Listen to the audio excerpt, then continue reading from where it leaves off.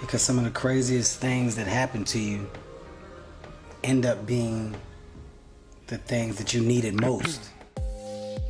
Kevin detailing his road to recovery following his September car crash in that Instagram video. He also said in a recent interview that he's not going to be suing the driver of the car. Attorney Misty Maris joins us from New York. Hi, Misty. So first up, let's start with Kevin quickly. He said he's not going to be suing the driver of that horrific car accident back in September, but could there still be some other legal issues regarding the case? Absolutely, Mario. There's actually a lot to unpack. So first of all, the California Highway Patrol found that the cause of the accident was reckless driving.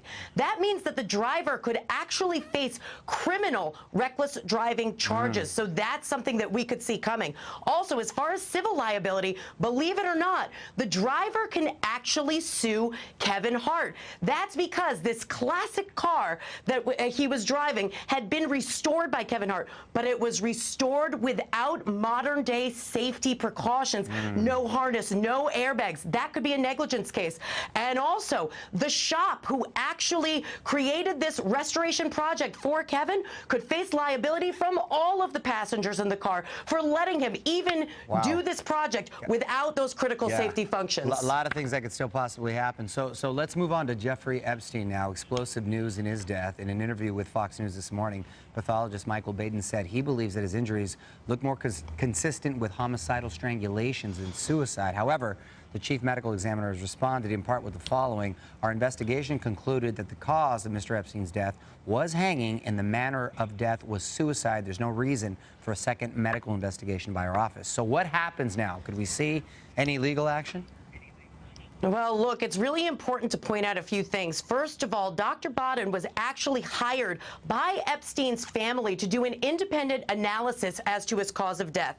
Second of all, he didn't actually perform the autopsy. He only observed it. And also, in that interview this morning, he said he couldn't make a conclusive determination about cause of death because he needed more facts. Interestingly enough, Mario, everybody thinks a medical examiner just looks at the body, does the autopsy, and makes the determination. But it's actually a full picture that requires an investigation. So next steps for the Epstein family is going to be determined by what comes out of that investigation and what other facts are out there. And quickly, I wanted to get to Lori Loughlin. There's the situation seems to be getting worse for her. Could her daughters potentially be involved should they go to court?